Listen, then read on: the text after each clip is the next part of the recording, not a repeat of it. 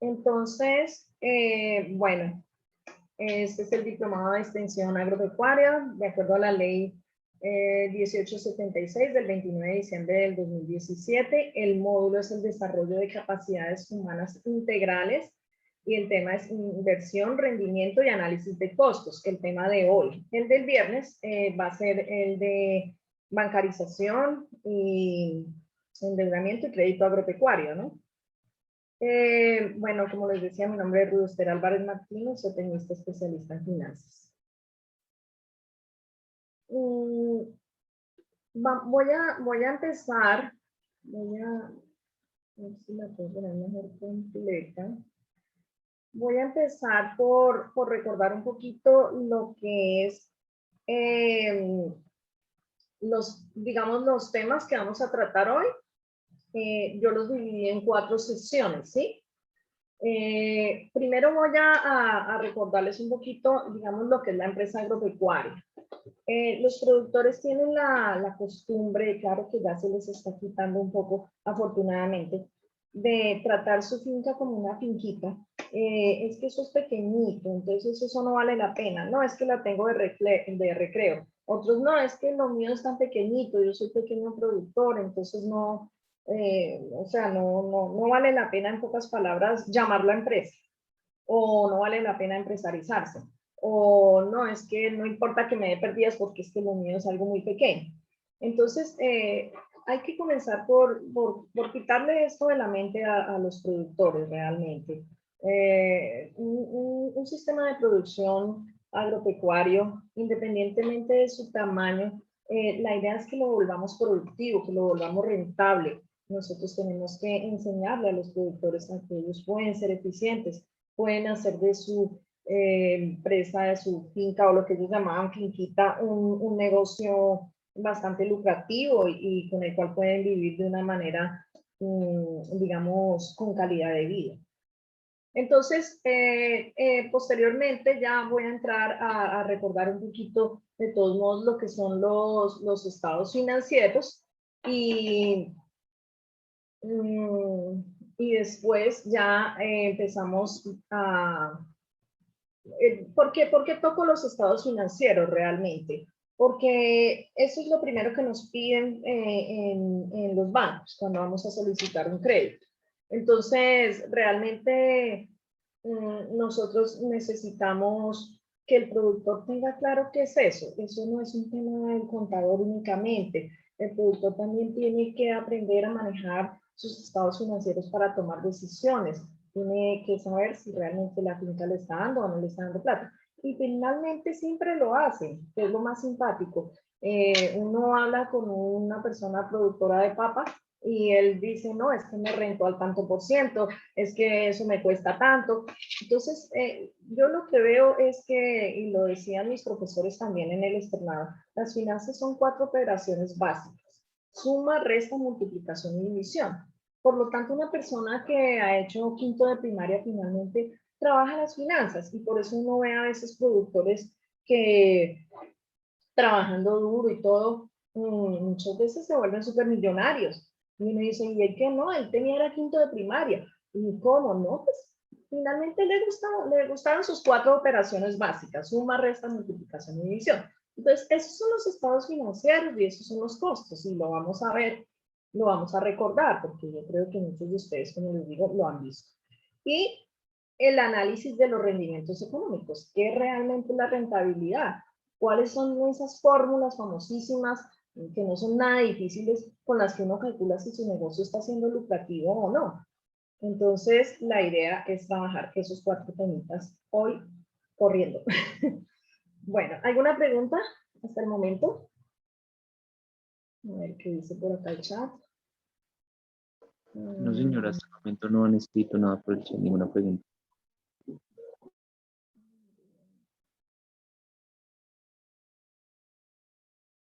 Necesitamos que por favor todos utilicen la identificación. Ah, ok. Bueno.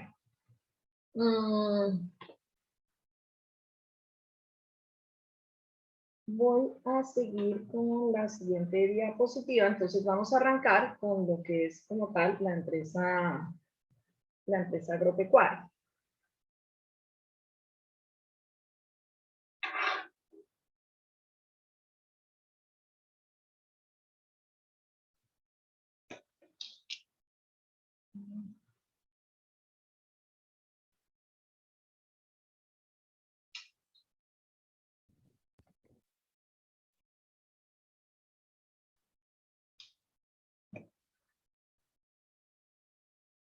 nosotros tenemos que mirar la empresa agropecuaria como una organización. ¿Alguien recuerda lo que es una organización?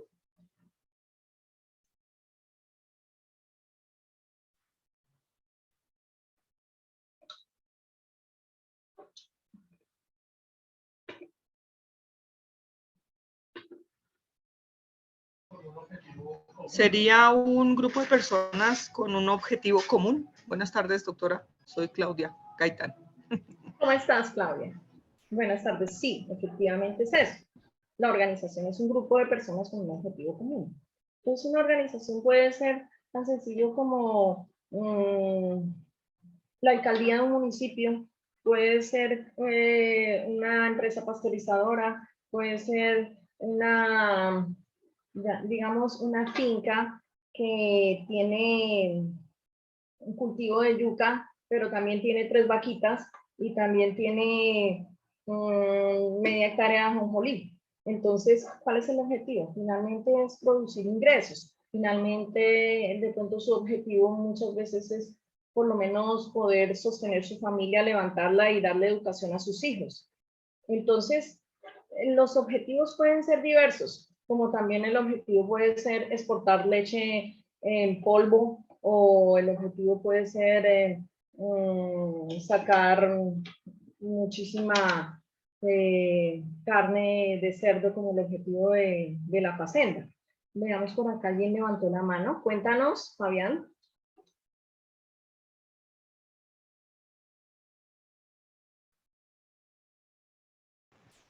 Buenas, no, creo que se me levantó, qué pena, doctora. Tranquilo, no hay problema. Bueno, entonces,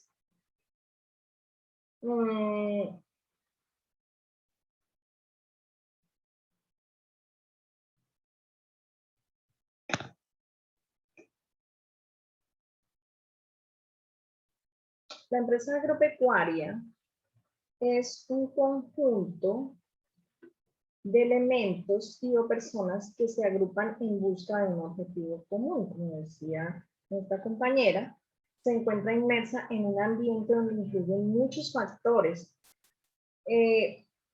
Factores internos, sí, obviamente, pero acá quiero recordar un poquito los factores externos, porque los factores externos hoy en día están influyendo de una manera bien impresionante en las empresas. Lo económico lo estamos viendo como resultado de la pandemia. Lo estamos viendo con la inflación, lo estamos viendo cuando caen los precios del petróleo, lo estamos viendo cuando sube el dólar, lo estamos viendo desde todo punto de vista, cuando hay unos contenedores en China retenidos por X, Y, Z o motivo pandemia. Lo político también influye perfectamente en las empresas. ¿Para dónde van los objetivos de los gobiernos? ¿Qué tanto apoyo le dan al sector agropecuario? Entonces, es importante todo esto. Lo tecnológico, el avance tecnológico influye muchísimo. Ya hoy en día, con los drones, el mundo ha cambiado totalmente. Ya toda la tecnología que tenemos también, digamos, con todo el marketing virtual, con toda la analítica de datos, esto es, como dice uno, otro mundo, en menos de nada. Ni siquiera tuvo que pasar una década para darnos cuenta que estamos en otro mundo. De la pandemia para acá, ya esto es otro mundo. En el aspecto social también, obviamente, las personas tienen gustos, tienen preferencias, las personas cambian también su modo de comer, las personas se enferman y dicen, tengo que bajarle al azúcar, tengo que bajarle a las harinas, tengo que comer más verduras, algunos quieren carne, otros no quieren carne, otros quieren huevos de gallina feliz, otros quieren, etcétera, etcétera. Entonces, fíjense cómo lo social está influyendo en ese sistema de producción que nosotros estamos trabajando. En lo legal también, Hay gente que dice, ay, ya no me dejaron sembrar papa en mi finca por la sencilla razón de que me declararon la finca zona de reserva y lo ambiental.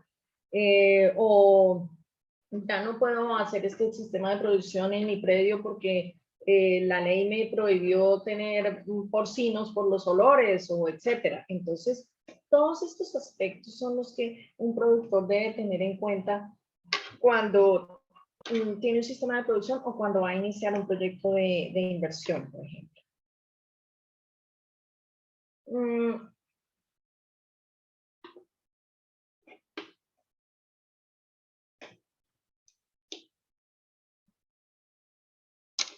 Bueno, recordando un poquito las áreas de la organización.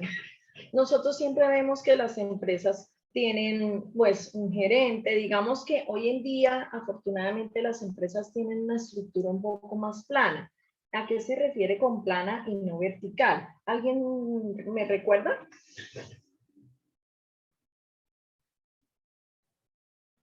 Como organizaciones vertical. de empresas agropecuarias, digamos, esa estructura lineal, digamos, hay como una junta directiva y basta, digamos, el operario, las órdenes, digamos, en otro tipo de empresas agropecuarias, digamos, recordando un poco a Adam Smith y todo ese tema de la administración, digamos, es más, más de socializar los proyectos y las acciones, no sé, doctora.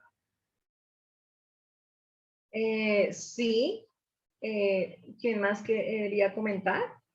Sí, señora. ¿Loristelda? Sí, señora. Es que hoy en día se utiliza ya una estructura horizontal donde cada uno de las áreas tiene la participación. Entonces se puede interactuar con ya más directamente los empleados o la gerencia. Sí. ¿Quién más está participando por acá?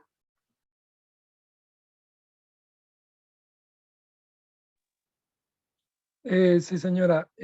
Pues también entiendo por la parte lineal, refiriéndose a la estructura jerárquica tradicional, ¿no? Donde viene todo este tema de las estructuras, digamos, de gerentes, subgerentes, coordinadores, empleados, y ya pasa a ser digamos que en las últimas, no sé, décadas o en los últimos tiempos, se ha venido modificando un poco más a un tema de organización integral, donde todos hacen participación y se busca más como ese liderazgo dentro de las mismas organizaciones para eliminar un poco estas barreras jerárquicas y de comunicación entre las diferentes áreas. Gracias, John. Exacto. Entonces, Néstor también por acá dice que no es tan marcada la jerarquización hoy en día. Exacto. La idea es que hoy en día se escucha más totalmente el opuesto a lo que hubo en la época de la Revolución Industrial, que eran las personas mandando y los empleados prácticamente como si fuesen como esclavos. No, hoy en día el empleado juega un papel muy importante porque es una persona que está aportando a la organización, está aportando no solo trabajo, sino ideas, es más escuchado, tiene mucha experiencia, entonces es bastante escuchado, digamos, por los propietarios, por los gerentes, y tiene bastante autonomía. Y eso es importante porque también eso genera motivación. Entonces, la idea es que, digamos, cuando nosotros tenemos una empresa agropecuaria, debemos de todos modos hacerle énfasis a nuestros productores que ellos tienen su empresa como su organización agropecuaria como una empresa. Finalmente la administran, muchas veces son grupos familiares, hermanos, papá, hijo, mamá, pero cada uno de ellos tiene finalmente una función. Muchas veces la señora es la que ayuda a mercadear los productos, o muchas veces el hijo es el que ayuda en la parte de producción, en la parte técnica, o muchas veces alguno de los hermanos es el que se dedica a la parte administrativa, a llevar los registros, a encargarse del pago de los empleados con todas sus prestaciones, estar al día, digamos, también con los asuntos de ley. Y a veces dicen, dejan de lado el tema financiero, que es importantísimo, ¿sí? Entonces, ay, qué pereza el que le toca manejar los costos, ay, qué pereza, no sé qué, llevar un recibo, qué pereza cargar el pedir la factura. Entonces, esta parte es bien importante y a veces se le dejan a un contador que de pronto va por allá cada mes o de pronto por ahí una vez al año para tratar de hacer la declaración de renta. Entonces, esta parte financiera es importantísima y nosotros vemos que todos los días, cada minuto y cada instante se están manejando transacciones. Por el simple hecho de decir, vaya al pueblo o vaya allí a la vereda y cómprese una cortadera, como dicen en la costa, para cortar el queso, ya está incurriendo en un costo. Ya el simple hecho de coger la moto implica gasolina, el simple hecho de llegar al sitio donde venden la cortadera, comprar la cortadera para hacer el queso, ya eso ya está incurriendo en costos. Entonces, muchas veces no se van sumando todos esos costos y no sabemos realmente cuánto nos costó producir ese kilo de queso. Y tenemos que saberlo. ¿Para qué? Para poder hacer planeación. Para poder decir, bueno, sí, mejor hago queso o mejor vendo la leche. Eso nos va a permitir tomar decisiones. O mejor le dejo la leche al ternero y vendo el ternero para carne porque de pronto la carne está más cara. Entonces, si nosotros no echamos número, no podemos tomar esas decisiones, no podemos tener. Entonces, uno mira una empresa normal, cualquier empresa tiene el área financiera, ¿sí? Algunos la tienen dentro del área administrativa, pero finalmente la tienen. Entonces, esto nos permite planear, esto nos permite tomar decisiones a futuro.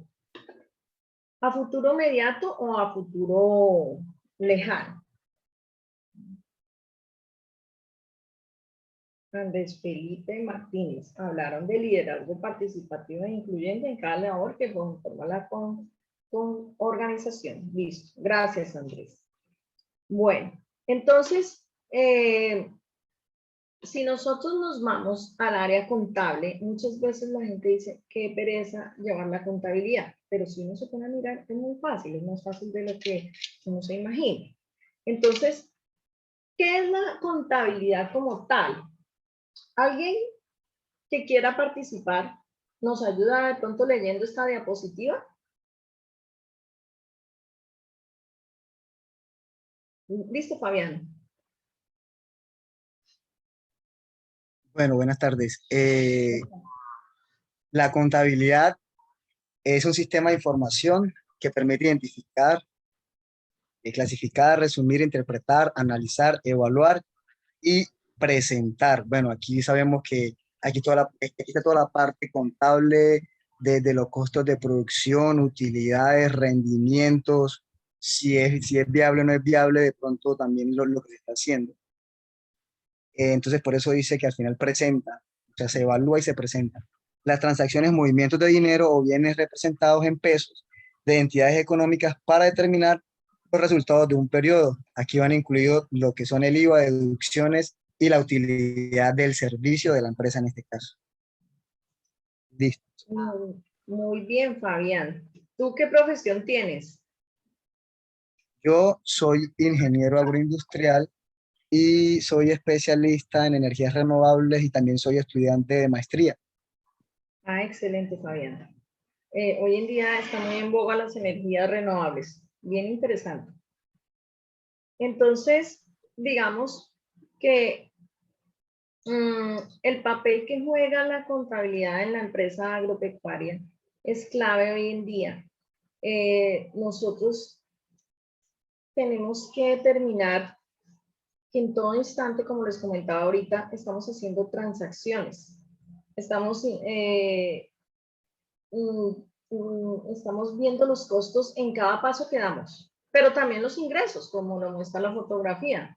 Están en una subasta, entonces están también, digamos, en algún momento tiene que haber ingresos, porque si no, entonces, ¿cuál es el objetivo, no? ¿Cuál es el objetivo de la organización? Veamos algunos objetivos, otros objetivos de la contabilidad. Digamos, no solo estamos determinando costos, sino que también estamos determinando precios de venta. Si yo sé cuánto me costó a mí producir una libra de mantequilla, yo puedo decir, la vendo en tanta plata porque le va a ganar un porcentaje de utilidad, ¿sí? Pero uno se da cuenta que a veces el productor agropecuario no sabe cuánto le costó producir porque está vendiendo a unos precios que uno dice, oiga, ¿por qué vende tan barato? Hay 3 participantes que levantaron la mano. Cuéntanos.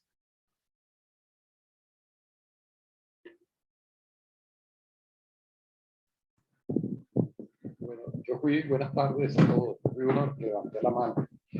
Sé que este es uno de los problemas grandes que se presentan en los productores agropecuarios. Con respecto a esto, quiero decir que esta es una falencia que se presenta en el sector agropecuario porque no sabemos fijar costos. Lo que decía usted, no sabemos cuánto nos gastamos, cuánto nos vale producir tal cosa, y tampoco sabemos cuánto nos queremos ganar. Entonces, por eso le fijamos precios empíricos. De una forma atrevida a los productos, y es por eso que a veces no somos muy competitivos ni sabemos cuánto es la rentabilidad de cada producto. Eso era uno de los aportes que quería hacer. Exactamente, José. ¿Tú de dónde eres? Soy del Cesar. Ok, José Agustín. Muy bonito departamento. Yo estaba mucho allá. ¿No me habías visto antes por allá?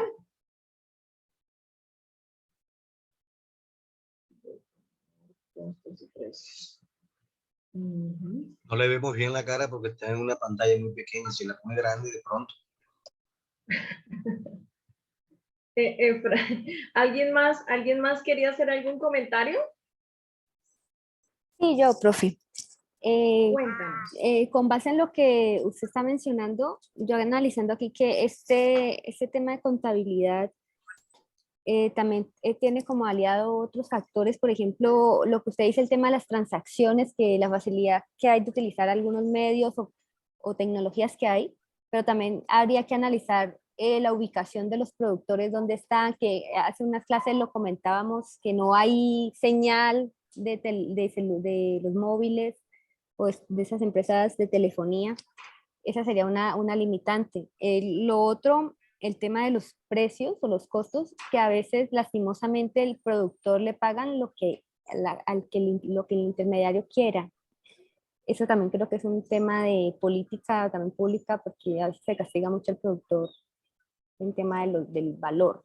Él pide una cosa, pero realmente no le pagan eso, le pagan lo que ellos quieran.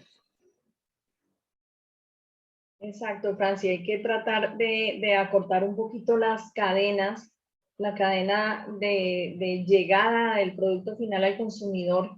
Hay que tratar de acortar ese número de intermediarios que a veces hay y que llegue la plata de una manera más directa al productor.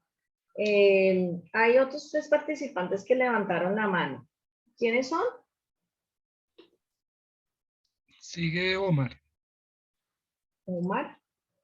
Muchas gracias, doctora Ruth. Muy buenas tardes, compañeros.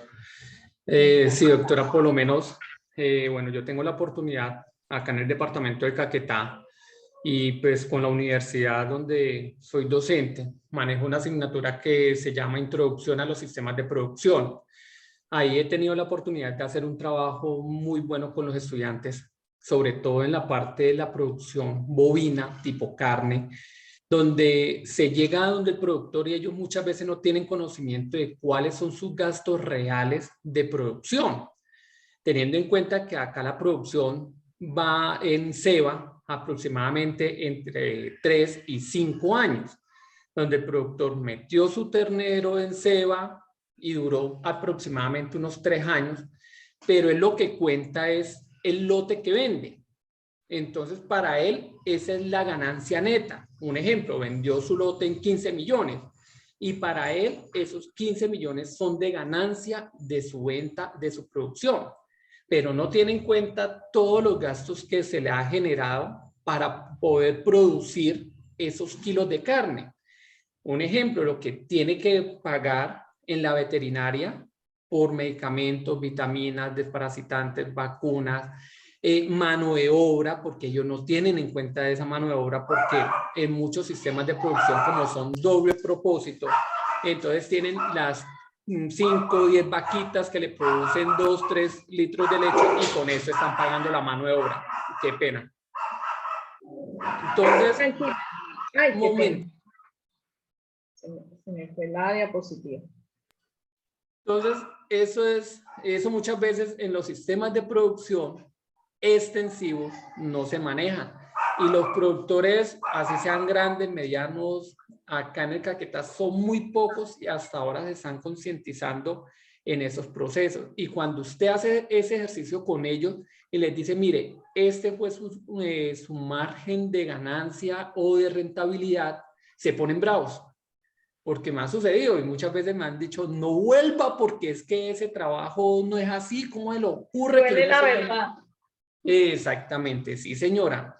Entonces, y hasta, sí, y se ponen bravos y no eso lo cree, pero uno se va a la realidad y es esa, donde realmente por un novillo a veces le ganan, es muy triste, pero es la realidad, a veces hasta 100,000 pesos. Es muy poca la ganancia, o sea, la ganancia y sobre todo que se convierte en un dinero o lo que muchas veces se dice plata de bolsillo. Así es. Sí, Omar. Omar, ¿cierto? Bueno, sí, muchas gracias por sus intervenciones. Voy a avanzar un poquito y a medida que vamos avanzando siguen participando porque el tiempo apremia. Entonces, bueno, volviendo al tema de los objetivos de la contabilidad, no solo es determinar los costos y los precios de venta, como comentaban todos ustedes, sino también hay que analizar esos resultados comprobando las utilidades o pérdidas, como estaba comentando Omar. Entonces, cuando nosotros nos damos cuenta que podemos tener utilidades o pérdidas, así podemos también cambiar el vuelco de nuestra organización y proyectar mejor las finanzas de la empresa y predecir el futuro, o sea, los flujos de caja a futuro, el año 1, el año 2, dentro de 5 años. No solo vivir el presente, mucha gente a veces solo vive el día a día y está apagando incendios hoy, etcétera, etcétera. Entonces, la idea es que las personas tengan, como dice acá nuestra compañera Gloria, una ganancia digna por la venta de sus productos. Y eso hay que también trabajarlo pensando en el futuro, pensando en estos 10 años y proyectándonos, tratando de predecir eso que va a suceder. Bueno, la contabilidad también nos sirve para predecir o nos da la base finalmente del pago de los impuestos. Ya hoy en día mucha gente tiene que declarar renta por el simple costo de su predio, por el simple costo de la tierra, ya están obligados a declarar renta. Desafortunadamente, el que quiere, como dice uno, el que quiere marrones tiene que aguantar tirones. Y a veces para poder tener acceso a crédito, y eso lo vamos a ver con más calma el viernes, la gente tiene que declarar renta. Y si no, no le van a prestar como 10 millones. Y lo mismo, la contabilidad es importante para hacer las solicitudes de crédito. Entonces, digamos que estos son unos poquitos de los tantos objetivos que tiene la contabilidad y las funciones de la contabilidad. Pero yo no me quiero centrar hoy a hablar de lo que es la teoría de la contabilidad, sino como ir un poquito al grano realmente. para mirar cómo vamos a trabajar con los extensionistas y con los productores estos temas, ¿sí? Entonces, hay una cosa que es que el productor va al banco y el gerente lo primero que le dice es, tráigame sus estados financieros.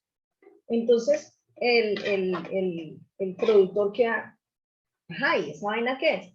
Entonces, vaya, no, dígale a un contador, vaya a buscar el contador y dice, oye, hazme unos estados financieros. Entonces el contador llega y le hace los estados financieros, pero ni siquiera de pronto fue a la finca o al predio a mirar qué era lo que él producía, si era que vendía huevitos de esos de color azul, que son campesinos, o si era que vendía un carnerito, o si era que vendía un cabrito, o si era que solo tenía vacas. Entonces, estos los estados financieros son muchas veces desafortunadamente inventados. Entonces, así no es. Entre más seamos honestos con las entidades financieras es mejor, porque más va a haber una coherencia, y aquí me estoy adentrando un poquito en el tema que vamos a ver el viernes, en la información. Muchas veces los créditos los niegan porque no hay coherencia en la información. El uno dijo una cosa y el otro dijo otra cosa. El contador dijo una cosa y el productor dijo es que yo tenía vacas y el contador puso ingresos por huevos. Entonces, acá el tema es bien importante en este aspecto. En 2 minutos tenemos redes, sí, o sea, ya. Entonces, ahorita vamos a mirar acá solo los 2 estados financieros más importantes. El balance y el estado de pérdidas y ganancias. Porque yo tengo entendido que ustedes tienen que transmitirle esto a los extensionistas y a los productores. Entonces, no quisiera enredarlos con más estados financieros. Por ahora, de pronto el flujo de caja lo vemos un poquito el viernes. Pero ya no más.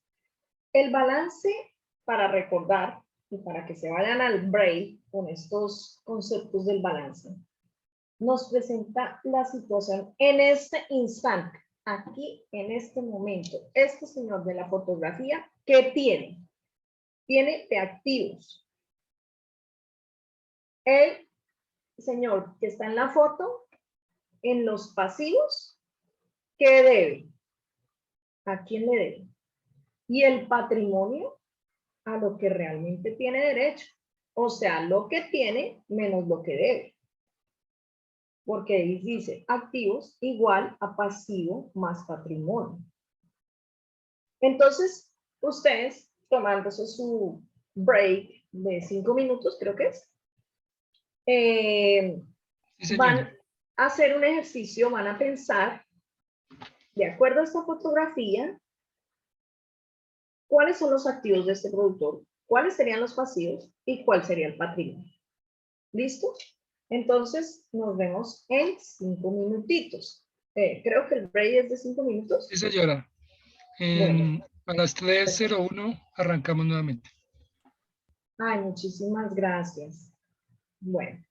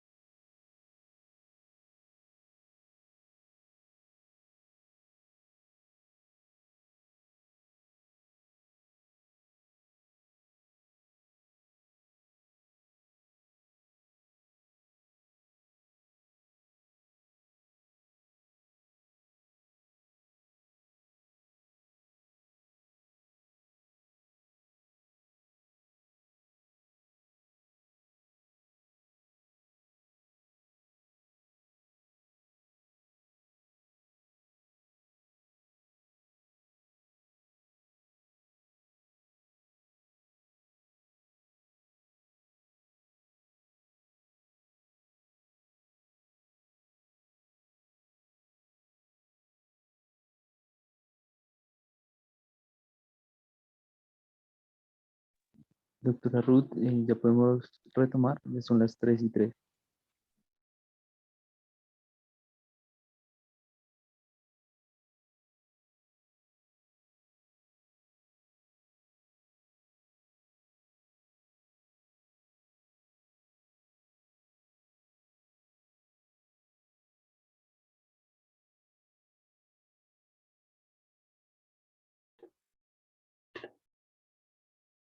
Hola.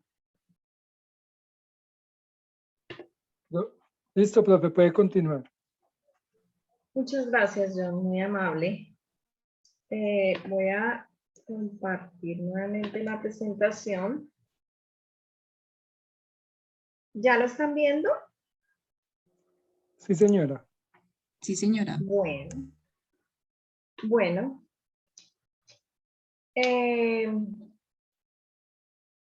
Entonces, volviendo a nuestro tema, ¿qué encontraron en esta fotografía de activos y de pasivos y de patrimonio? Si tenemos en cuenta que activos es todo lo que tengo. ¿Alguien antes de ver lo que encontraron en la fotografía quiere ayudarme a leer los ejemplos que hay acá de activos, de pasivos y de patrimonio?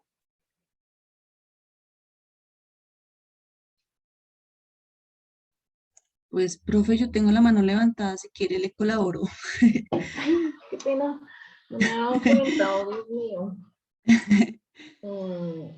Lo que hago es leerlo, ¿sí, mi profe? Sí, Sonia, por favor. Ok, bueno, en activos, como decía la profesora, es todo lo que tengo. Está representado en efectivo, en semovientes, cuentas por cobrar, casas, el predio, vehículos, maquinaria, equipos y conocimiento. Sí, Sonia. Sí. Y pasivos es todo lo que debo, que es representado en tarjetas de crédito, créditos hipotecarios, yo creería que van préstamos también, deudas más que todo. Proveedores. Señora, sí señora. Los proveedores, a veces la almacén agropecuario nos fía. Ajá, exactamente. Y patrimonio, a lo que tengo derecho, capital aportado y utilidades. De acuerdo con su merced que nos preguntaba que hiciéramos un análisis de esa fotografía, en los activos, pues yo creería que entran muchas cosas, pero ahí tocaría ponerle la pregunta, la afirmación como que depende de si el campesino tiene un crédito hipotecario, entonces ya su activo no sería su predio. Igualmente, si tiene un préstamo del tractor, ya no sería un activo su maquinaria. Entonces, el conocimiento, si nadie se lo puede quitar, entonces creo que sería como el activo fijo de él siempre. Ese sería mi aporte de profe. Muchas gracias, Sonia. Sí, cuando uno habla de conocimiento, yo no sé, a mí a veces se me viene a la mente, yo sé que en muchas ciudades no lo hay, pero en varias ciudades sí lo hay, es el crepes and waffles. Es algo, digamos, ya nacional, ya no lo hay solo, digamos, ya nos dimos a conocer también, pues en el mundo entero, ¿no? Pero sí en otros países.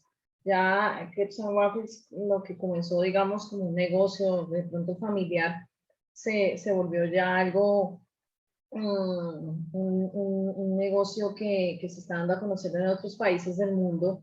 Y ellos lo que tienen realmente, el éxito de ellos, o el éxito de muchos negocios de restaurante, está en el conocimiento. Por eso también hay a veces unos restaurantes que dicen sopas de la abuela. ¿Por qué de la abuela? Porque es que la abuela era la que sabía el secreto. Entonces, nosotros tenemos en Colombia una cultura gastronómica tan amplia, tan espectacular, que, digamos, uno de nuestros grandes activos es ese conocimiento, ese know-how, el cómo se hacen las cosas, y ese es uno de nuestros mayores activos que tenemos que más bien empezar a explotar, Por eso hoy en día el tema del ecoturismo, el tema de ahora más después de pandemia, de las fincas, el tema del Airbnb, de alquilar las fincas, de mostrarle también al turismo internacional. Hay zonas como el eje cafetero donde están explotando muchísimo eso, digamos, realmente produciendo ingresos, no solo con lo que producía la finca de sus productos, sino realmente también con servicios como el turismo. Cada día Colombia es un país que llama mucho la atención y ahora con la película que salió, pues con más veras. Entonces, piensen que dentro de los activos no solo está lo tangible, sino también ese conocimiento, ese cómo se hacen las cosas y la marca, el goodwill. ¿Sí? Supongamos que en esta fotografía el señor es dueño del terreno, adquirió un tractor por un leasing financiero y de pronto está preparando un terreno el cual ya le aplicó algunos le aplicó algo al suelo para manejarle el pH, de pronto para manejarle la acidez, de pronto alguna cal o algo así, pero ese producto que le aplicó al suelo lo está debiendo todavía en el almacén agropecuario. Entonces, digamos, ahí, en ese orden de ideas, ¿cómo estaría nuestro ejercicio del balance? En este instante, yo lo llamo instante al balance. El balance es lo que él tiene en este momento, lo que debe y a lo que tiene derecho. ¿Qué sería? ¿Quién quiere participar?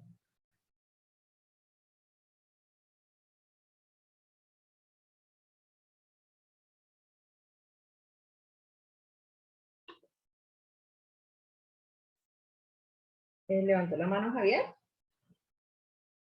Buenas tardes, doctora Ruth. ¿Cómo estás, Javier? Muy bien. Ah, bueno.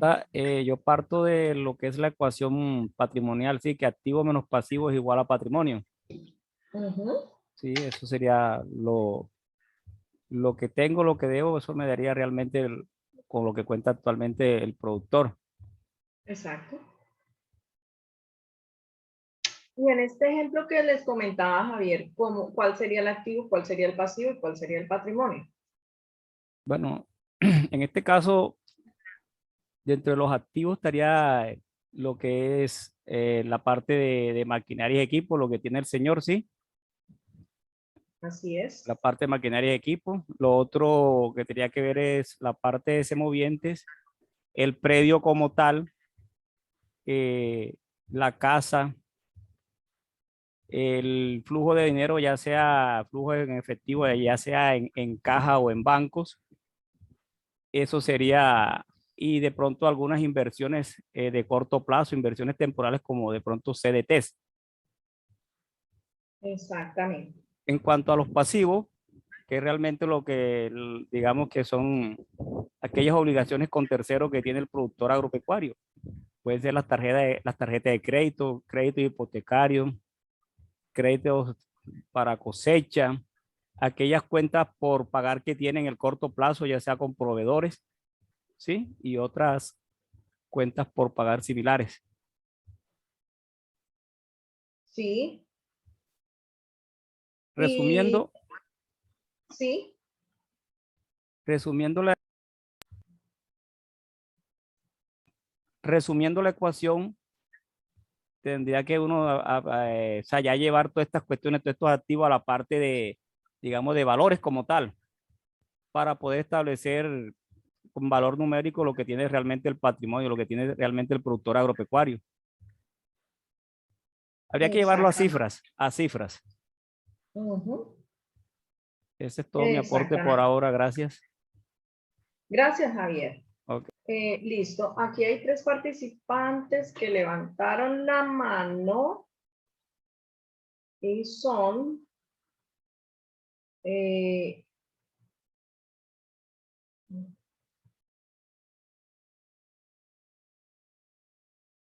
No los veo, pero Está, tranquilo.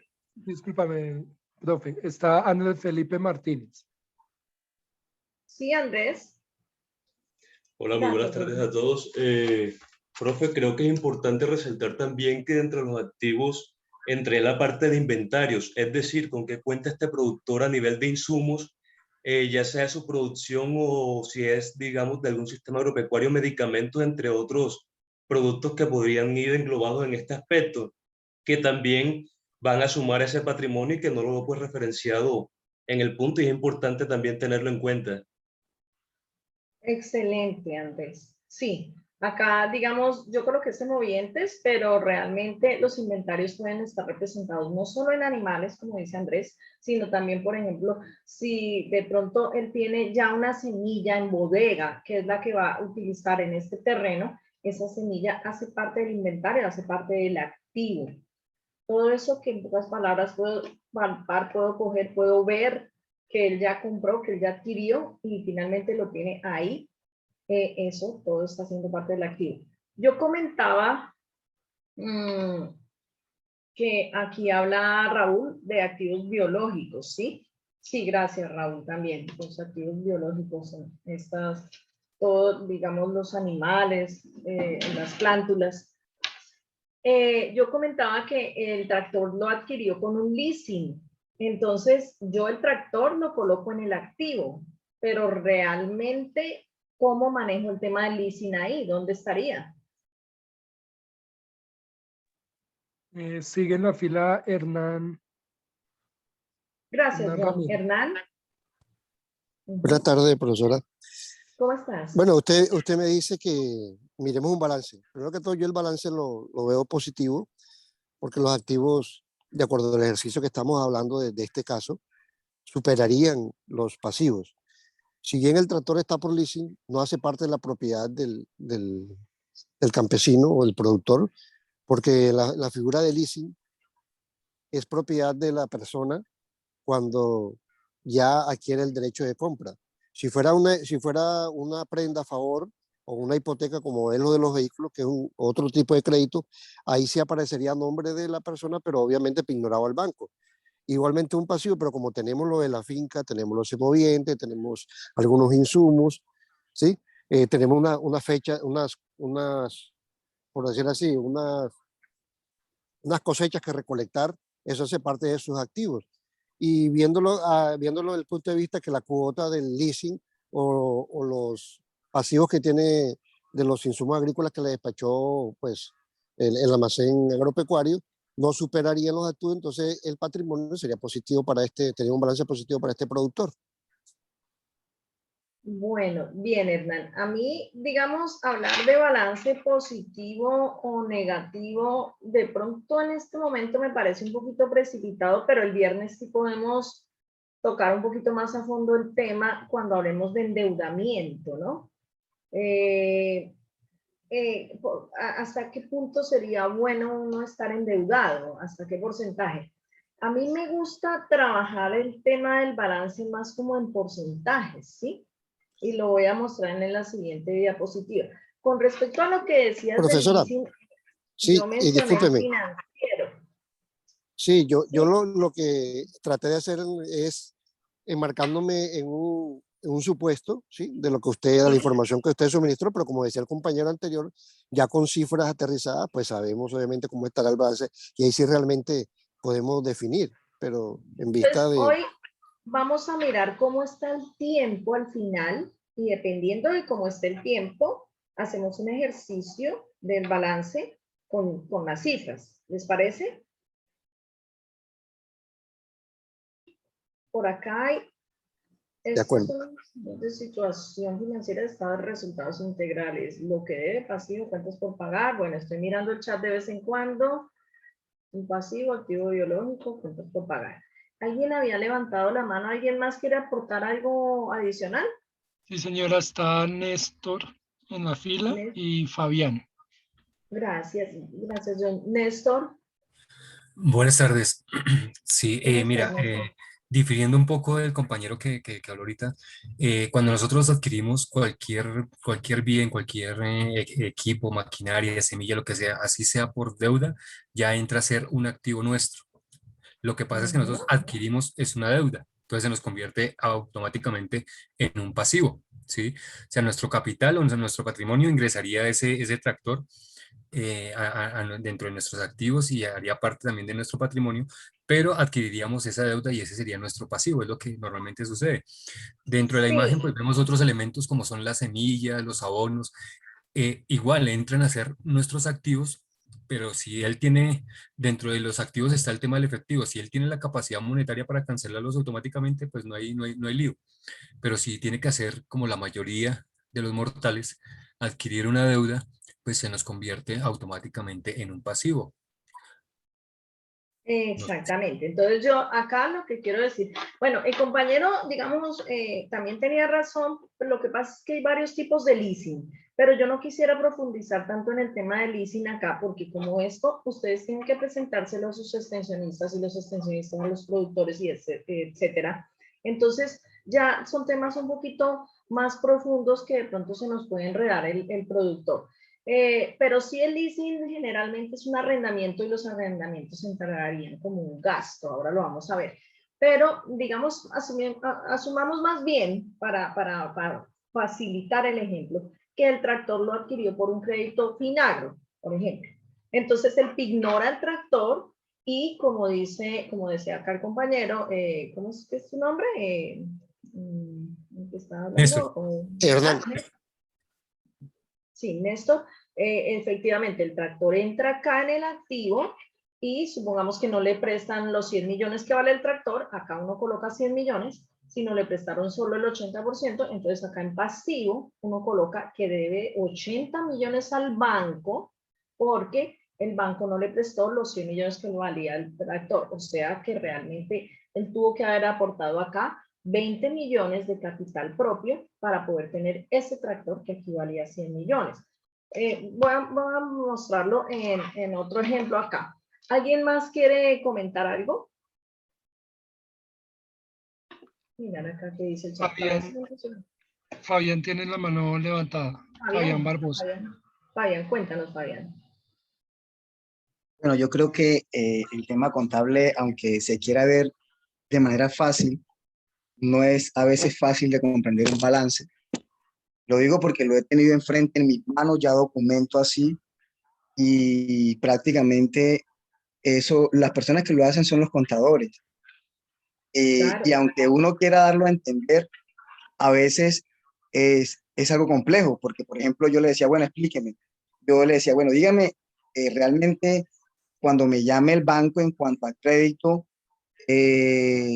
cuánto es mi utilidad, cuánto es lo que yo debo, cuánto he recibido en el año, en este periodo, en el periodo de un año, y cuánto es lo que debo. Y entonces él me decía, mira, esto y esto, pero había un montón de números, un montón de casillas, un montón de datos, restas, sumas. Entonces me decían, mira, al final esto con esto se suma, se resta. Entonces yo decía, es algo complejo y yo lo veía tan sencillo. Y si yo, que supuestamente y técnicamente soy profesional, entonces la pregunta mía es cómo llevarle eso tan sencillo, eso que yo veo que era sencillo, pero que para mí no es tan sencillo a una persona que de pronto no ha ido a la universidad, que está en el campo. Ahí es donde yo digo, ojalá hubiese, no sé, un cuadrito sencillo, pues yo expliqué un balance general que a mí me explicaron en términos reales, porque vuelvo y reitero, esto que yo le digo es algo real, a mí me llamó el banco y yo cogí mi balance general y habían cosas que no sabía cómo explicarlo, y no porque no los tuviese, sino porque no sé cuando ellos lo armaron, porque no sé si hay una sola estructura o hay varias formas de armar un balance general o un estudio de resultados también. Sí, Fabián. Ahorita lo miramos con más calma las estructuras. Lo que pasa es que, bueno, la verdad yo sí le había dicho acá los organizadores de este diplomado espectacular que este tema requiere más horas. Pero bueno, no importa. Vamos a tratar de mirar qué es lo que pasa acá. Acá lo que pasa es que el balance es una ecuación contable. Al lado izquierdo tengo lo que tengo. lo que tengo. Tengo casa, tengo finca, tengo vacas. Esa parte, yo no sé si es porque lo trabajo de pronto a diario, pero esa parte la veo clara, la veo sencilla. Lo que pasa es que para adquirir eso que yo tengo ahí, esa finca, esa empresa, ese sistema de producción, como lo queramos llamar, yo tuve que haber cogido plata de alguna parte. Entonces, por eso es que él habla del equilibrio entre las propiedades y los derechos de los dueños o los terceros. O sea, lo que está al lado derecho es lo que muchas veces a la gente se le dificulta comprender. ¿Sí? Entonces, ¿qué es lo que está al lado derecho del balance? Digamos en este esquema de presentación del balance.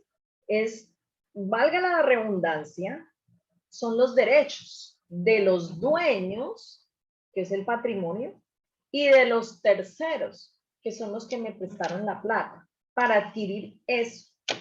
¿Sí?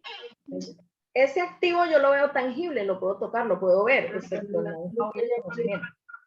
Pero este pasivo no lo puedo ver, pero finalmente lo debo. Porque los bancos me están todos los días llamando a decirme, oye, págame la cuota que me debes de crédito. O el proveedor del almacén agropecuario me está llamando a decirme, oye, me estás debiendo una facturita de 500,000 pesos. ¿Sí? Entonces, si yo no le pago, él viene y me dice, mira, el banco me dice, usted hipotecó la finca, entonces se la quite. O si yo no le pago al proveedor, no me vuelve a prestar. O si yo no le pago al proveedor que me prestó para comprar una silla del caballo, entonces viene y me dice, entonces devuélvame la silla, pero ya como ya usada. Entonces, hasta ahí uno dice, listo, esa persona me prestó plata. Entonces, la plata que él no me prestó, ¿dónde estaba? Yo la tenía, era mi ahorro. Yo lo tenía en mi bolsillo. Y por eso es que acá uno dice, activos, caja, tengo en mi bolsillo 7 millones de pesos. Patrimonio, ¿a qué tengo derecho? A esos 7 millones de pesos que tengo en mi bolsillo. ¿Sí? Pero en este caso, este ejemplo que hay acá, yo tengo una casa, 2 vacas y un terreno. Eso vale 100%, 100 millones. ¿Sí? Ahora, yo tengo, el banco me prestó para comprar esas vacas y para construir la casa, me prestó 50 millones. Pero también me prestaron los almacenes agropecuarios para darle concentrado a las vacas 20 millones. Entonces ya van 70 millones.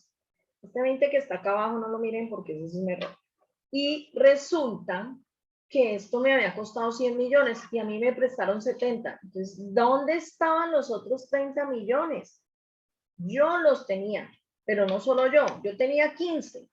Y mi socio, que era mi hermano, un ejemplo, me puso otros 15. Entonces, se reunieron algún día y dijeron, venga, yo tengo 15 millones. El otro dijo, yo tengo 15 millones también. Tenemos 30 entre los dos.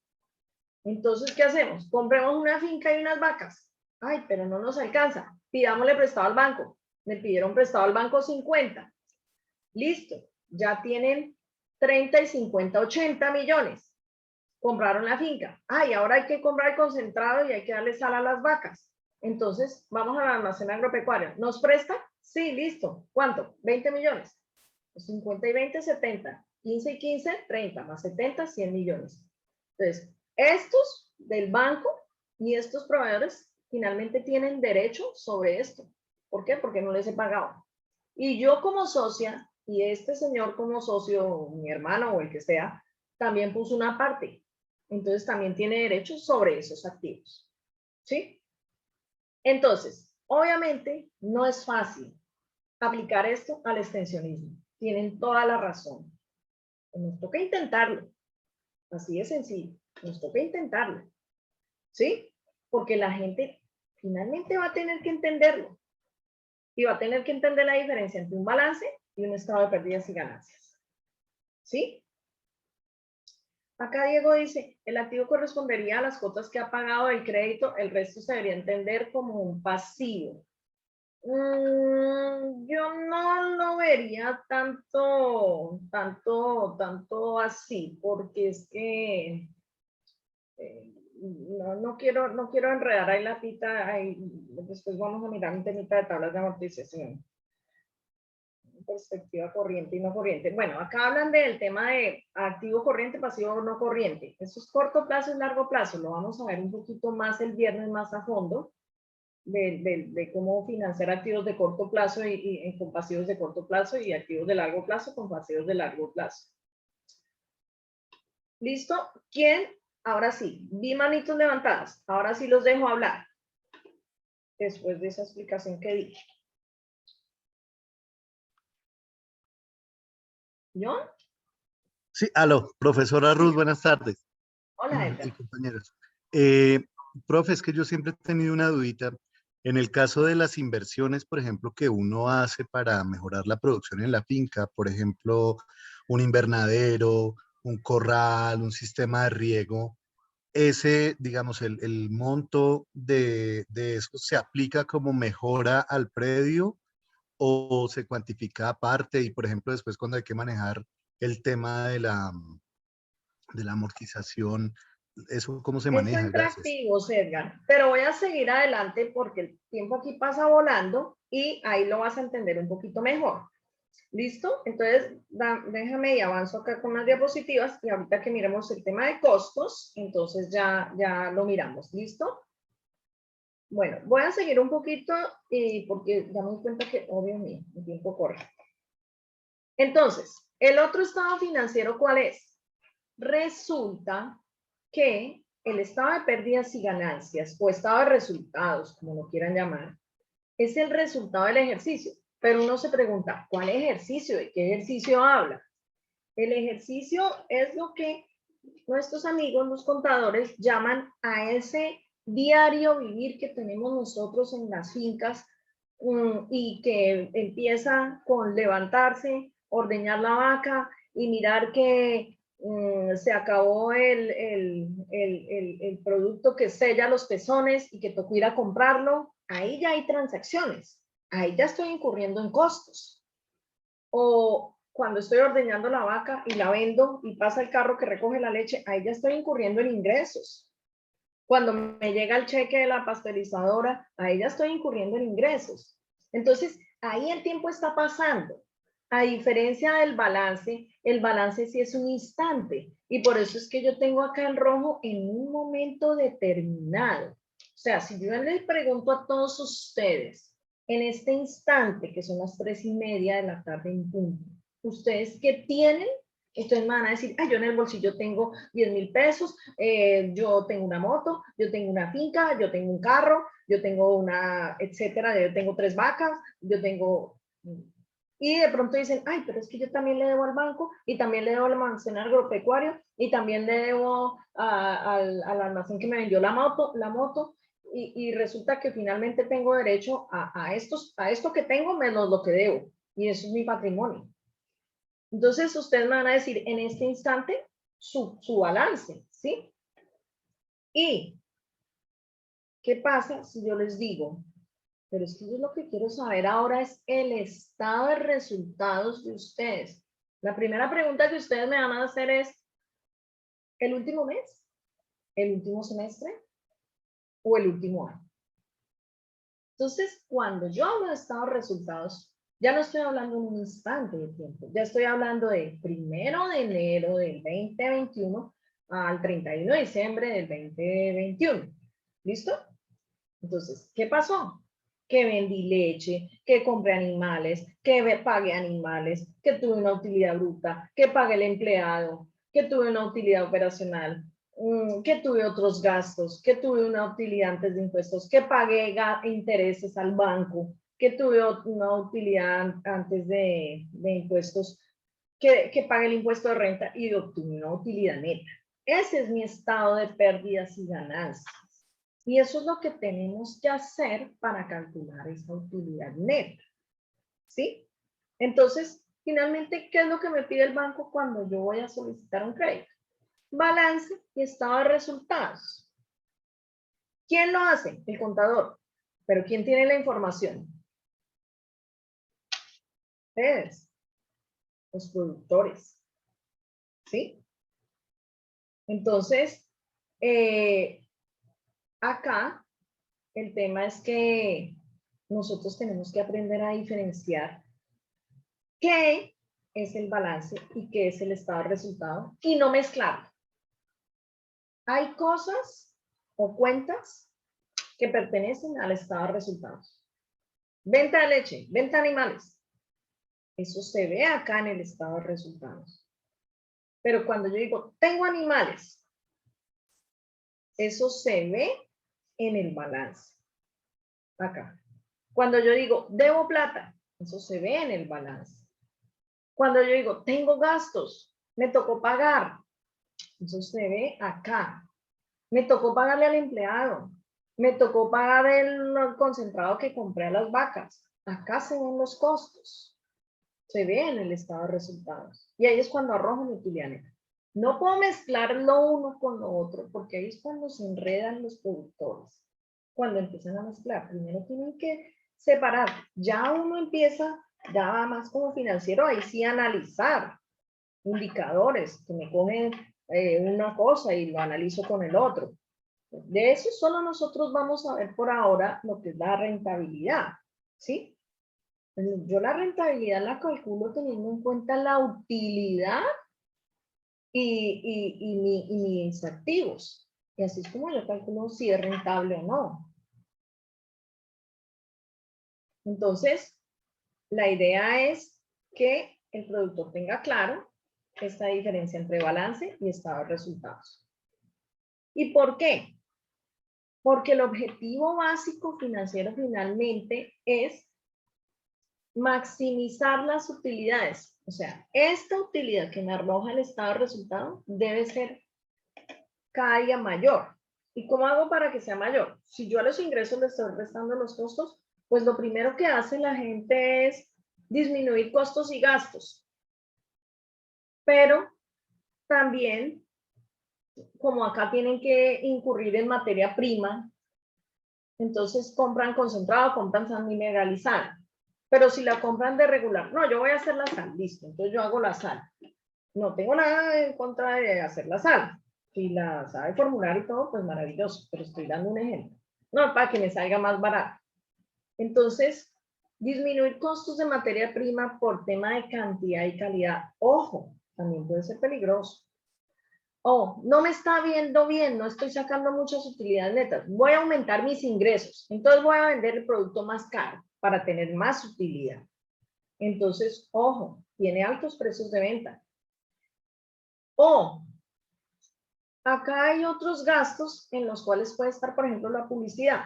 Un ejemplo, el marketing digital. Ay, no, ¿yo para qué hago eso? Eso no sirve para nada. Yo no hago publicidad. Entonces, ojo, algunas de estas cosas cuando uno empieza a veces a disminuir costos y gastos con estos temas o aumentar precios de venta de los productos, muchas veces esto puede terminar en improductividad.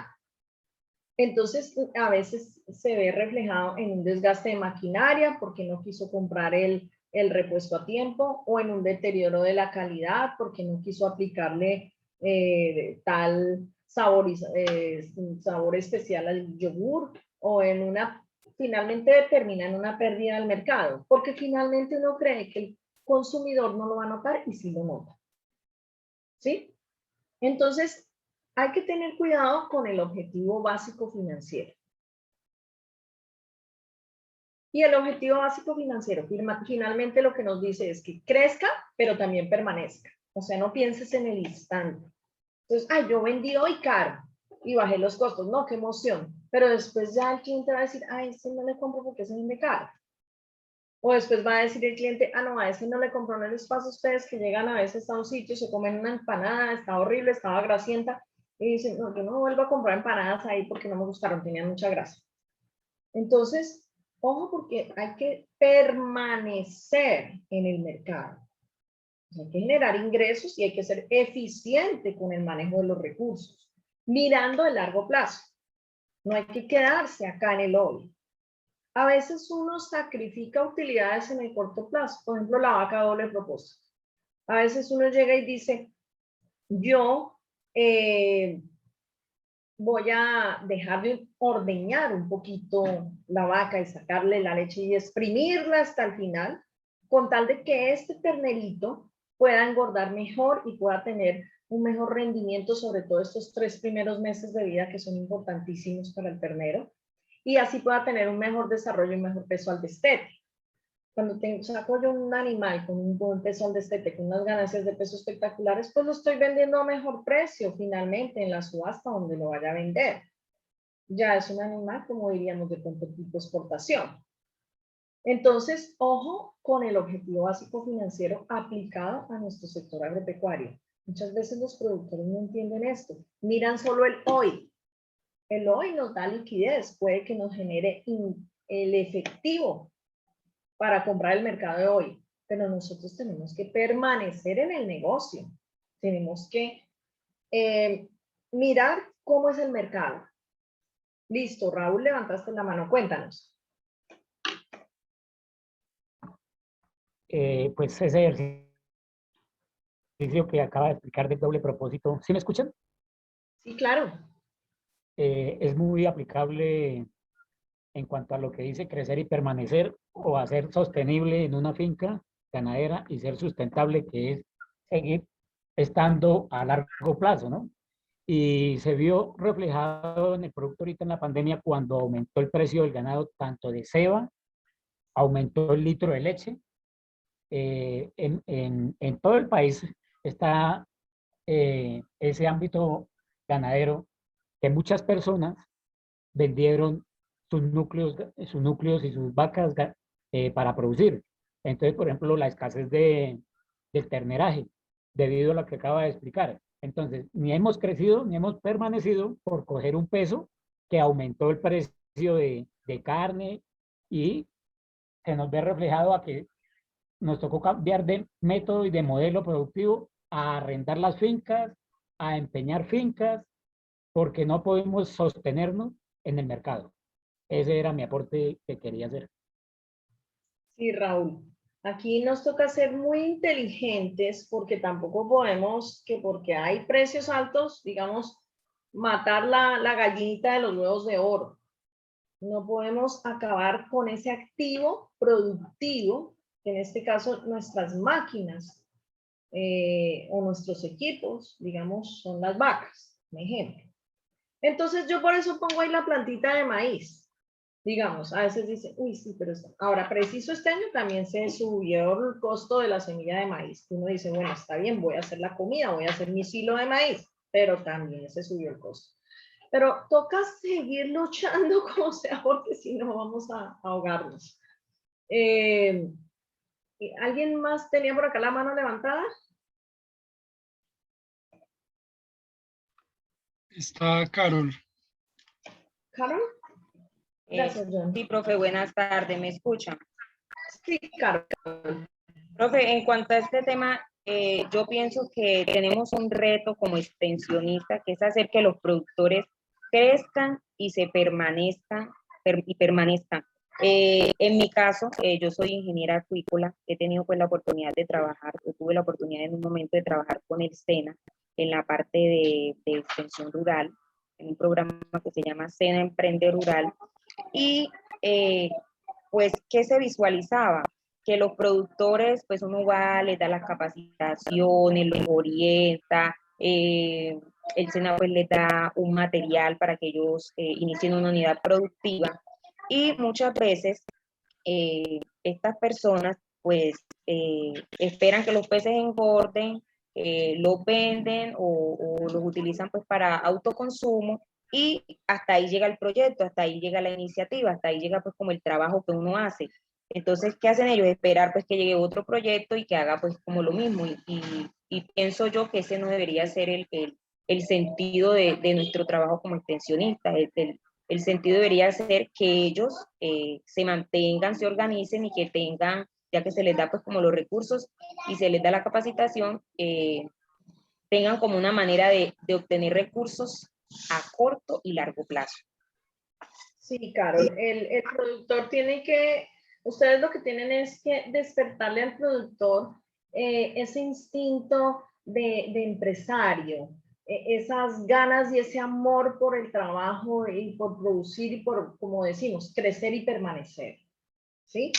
No que esté esperando, ay, que si el gobierno me dio, que si no me dio. Listo, este programa es divino, un programa del gobierno con la Universidad Nacional, hermosísimo. Pero, digamos, acá el productor tiene que aprovecharlo y seguirlo utilizando por siempre. Javier, cuéntanos. Sí, muy buenas tardes para todos, doctora Ruth. Bueno, voy a contarle acá una experiencia sencilla de un taller que hice con unos caprinocultores en el municipio de Molagavita, de costos, un taller de costos.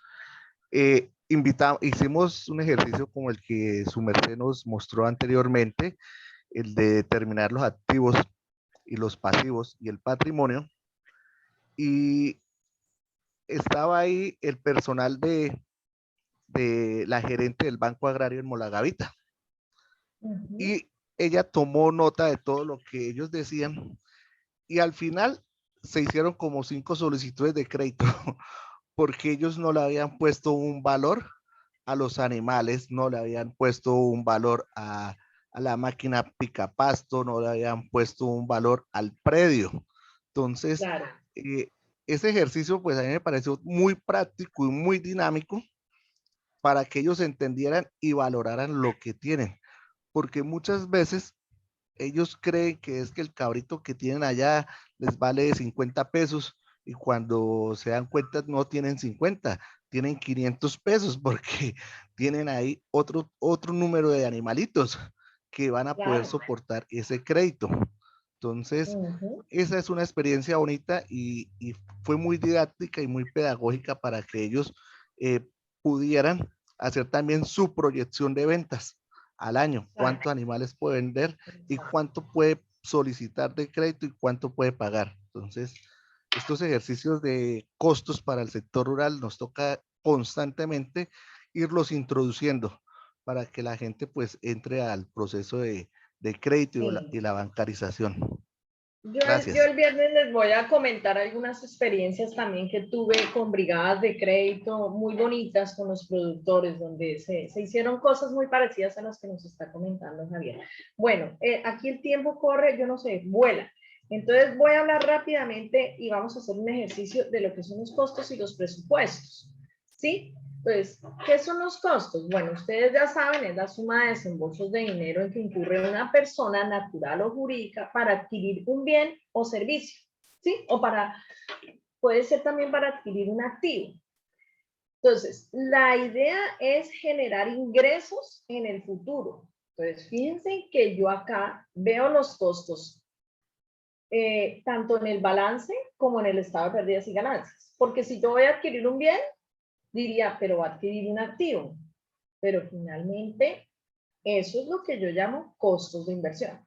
Pero si yo voy a generar ingresos en el futuro, ahí vuelvo, me puedo volver a mi estado de pérdidas y ganancias y veo acá los costos.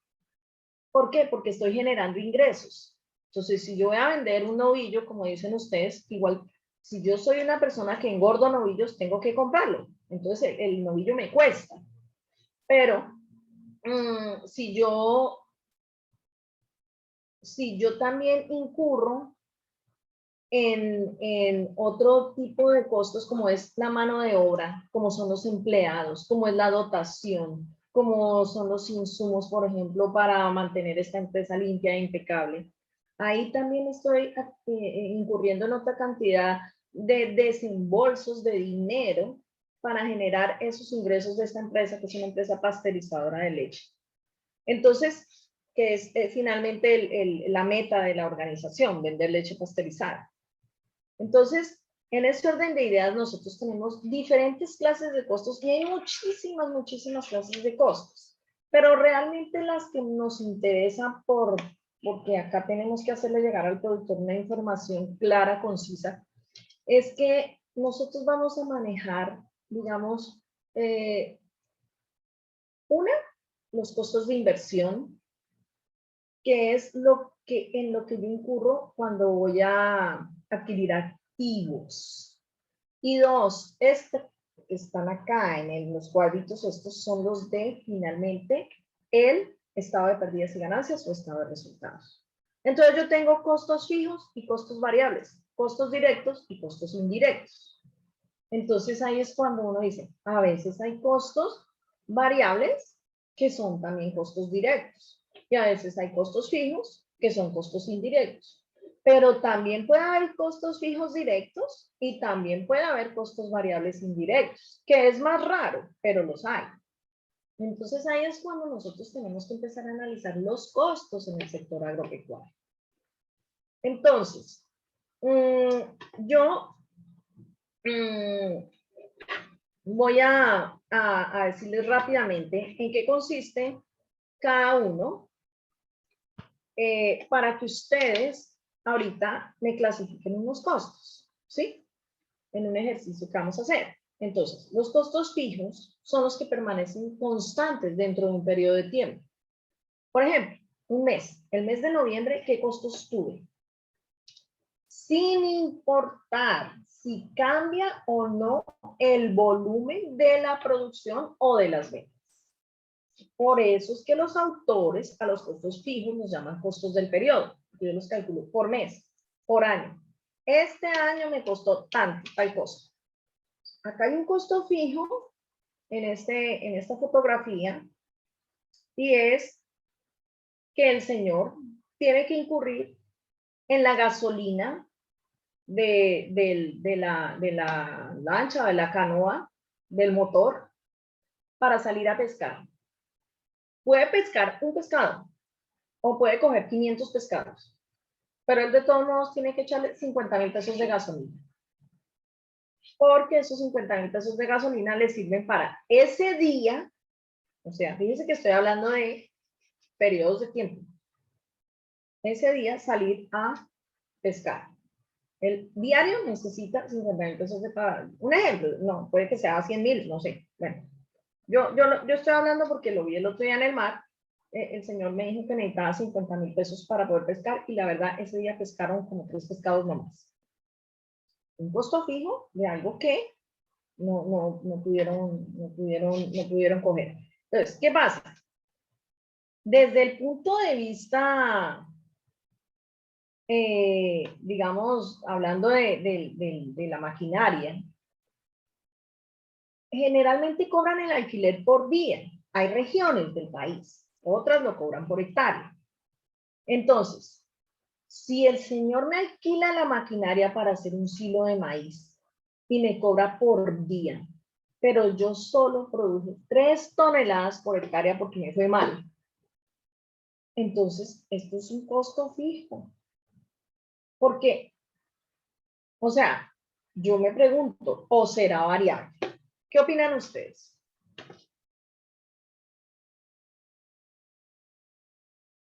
Si a mí me la alquilan por día o por hora, como dicen acá, algunos de ustedes. A mí el señor me las alquila. Cuéntame, Javier.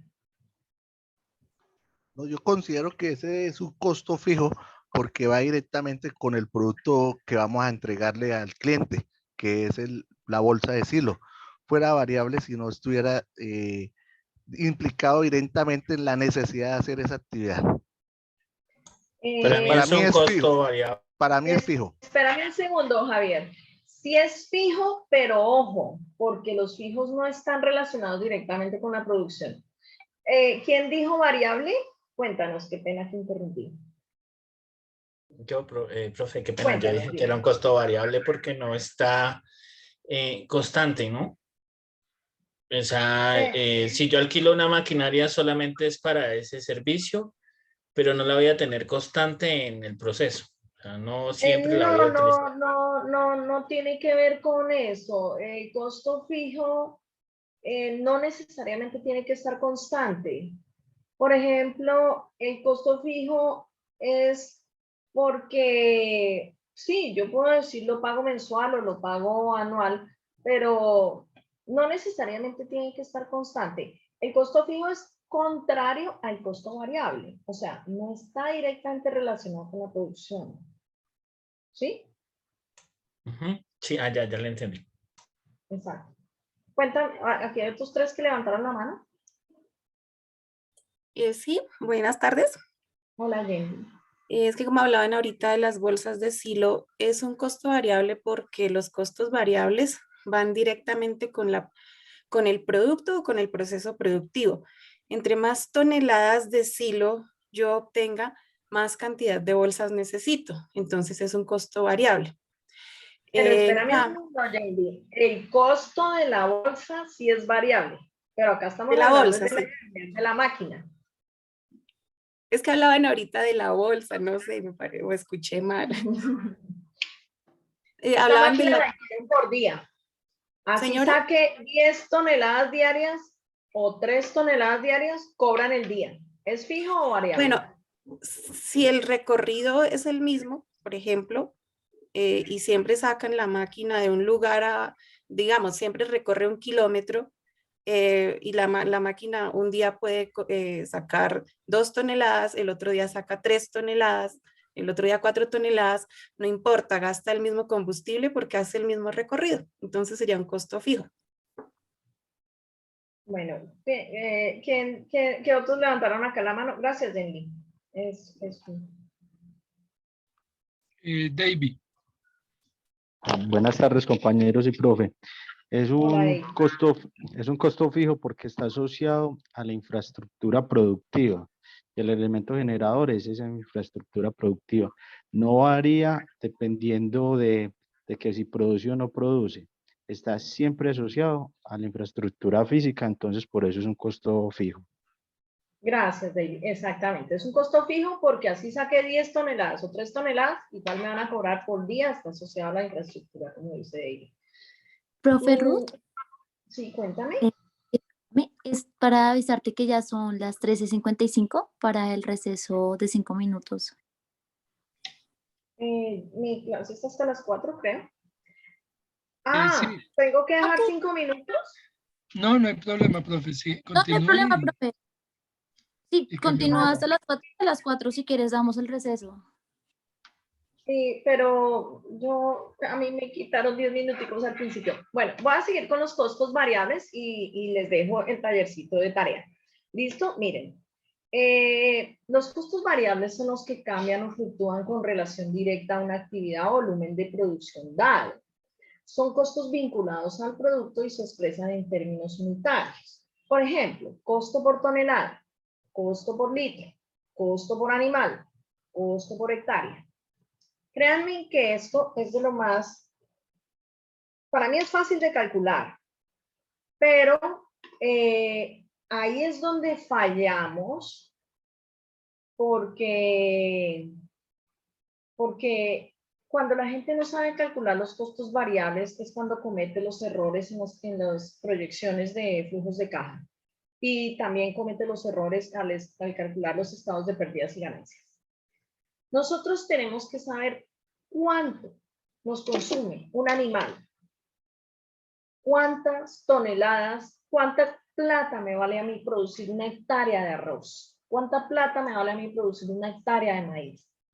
¿Sí? Entonces, ¿cuánto me sale a mí sacar un animal dándole concentrado, dándole sal, colocándole vacunas? Entonces, yo tengo que aprender a calcular costos variables.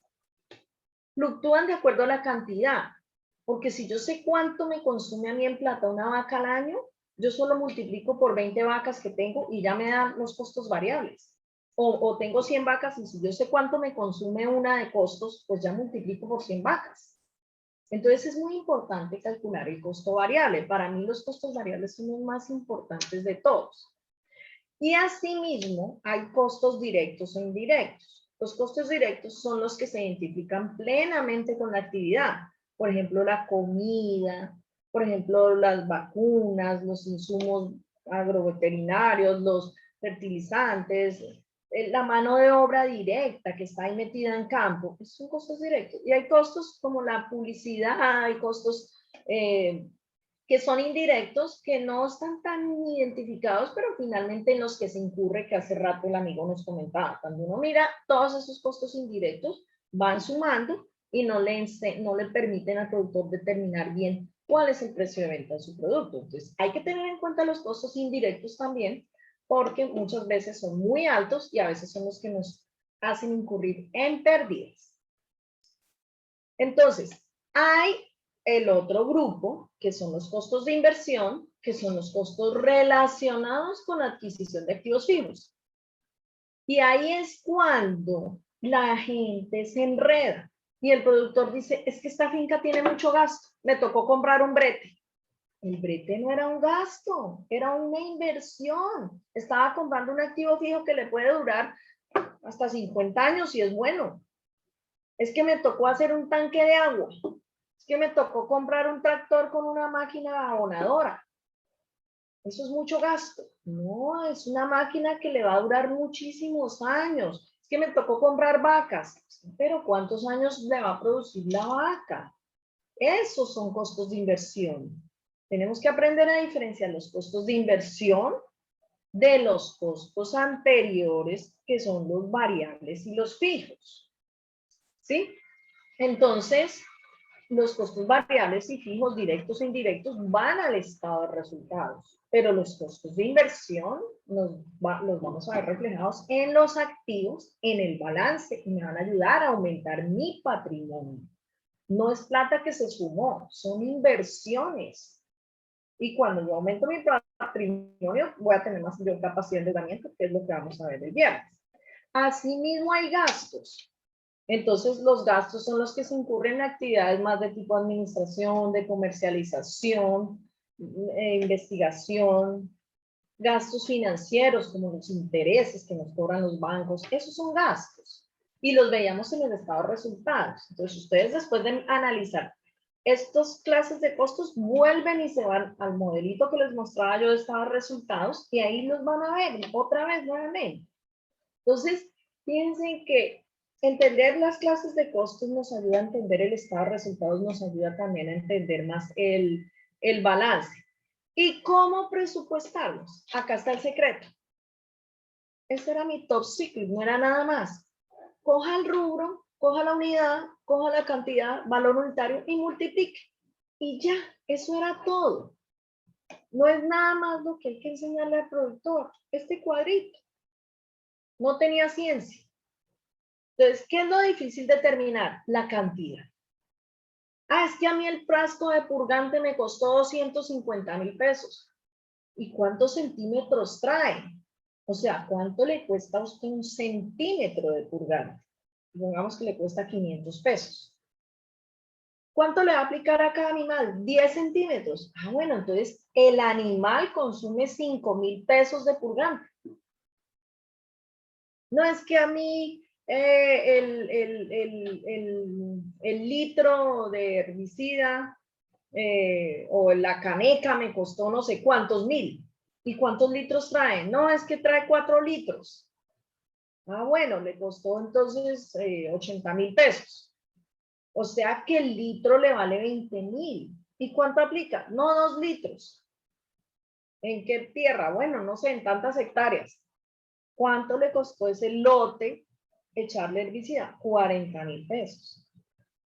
No, es que yo tengo que comprar postes. ¿Cuántos? 90. Ah, bueno, ya como cada poste. Ah, 25,000. Ah, bueno, entonces a usted le vale arreglar ese potrero 2,250,000. Si nosotros empezamos a manejar esto que está en anaranjado, vamos a entender mejor los costos. Entonces, eso es lo que quería decirles. Y se me acabó el tiempo y yo tenía que hablar de punto de equilibrio y de rentabilidad. Entonces, ¿qué problema? Bueno. Les voy a hablar de punto de equilibrio, no más. y la rentabilidad la trabajo el viernes con el endeudamiento. El punto de equilibrio es el lugar donde los costos fijos que se mantienen independientemente de la producción, que es esta línea anaranjada, y los costos variables que van igual que la producción. Mire que los ingresos, los ingresos es esta línea amarillita, y los costos variables van casi muy de la mano con los ingresos, pero estos costos fijos más los costos variables, cuando se suman, me dan los costos totales, que es la suma, es la línea gris. Esos costos totales, cuando son iguales al ingreso, es lo que llamamos punto de equilibrio. A partir de ahí, yo empiezo a ganar utilidades. ¿Qué pasa? Las empresas agropecuarias no calculan punto de equilibrio. Entonces ahí es cuando ustedes dicen, pero es que sacar un ternerito me costó muchísima plata. ¿Por qué? Porque tenía costos fijos altos. Entonces estaba por acá a lo mejor, con esta línea de gris de los costos totales muy alta, aunque la línea de los costos variables estuviera por debajo de los ingresos, pero es que mire que la línea roja sí está por encima de los ingresos, entonces acá hay pérdidas. De la estrellita hacia abajo hay pérdidas. Y si yo no sé la cantidad de animales que tengo que producir para cubrir los costos fijos, me va a dar pérdidas y no me voy a dar cuenta. ¿Qué es lo más triste? Que la mayoría del sector agropecuario no calcula punto de equilibrio. Entonces le da pérdidas. Entonces, para eso yo les regalé la fórmula de punto de equilibrio, que es los costos fijos dividido el ingreso por unidad menos el costo variable por unidad. ¿Sí? Pues el punto de equilibrio es la cantidad mínima que necesito producir para generar utilidades. Es la cantidad en dinero donde los costos de producción son iguales a los ingresos. De ahí para arriba, tengo utilidades. ¿Qué debo calcular? El ingreso por unidad, el ingreso total, el costo por unidad, el costo variable total y los costos fijos. Si yo tengo todo esto, puedo aplicar esta fórmula. ¿Sí? Entonces, eso es lo que les quería decir con respecto a los costos. Y se me acabó mi tiempo, pero yo les tengo un ejercicio para que me hagan de tarea, y es este ejercicio. Van a clasificarme los costos según sean variables, fijos o de inversión, y me la traen el viernes. ¿Sí?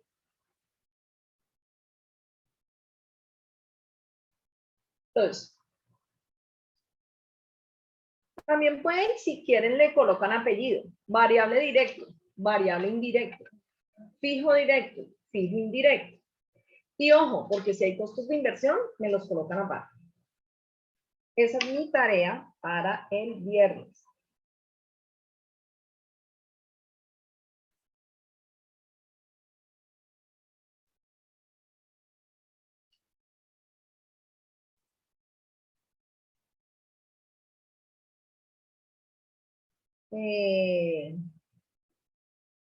Chicos, ¿alguien quiere opinar algo?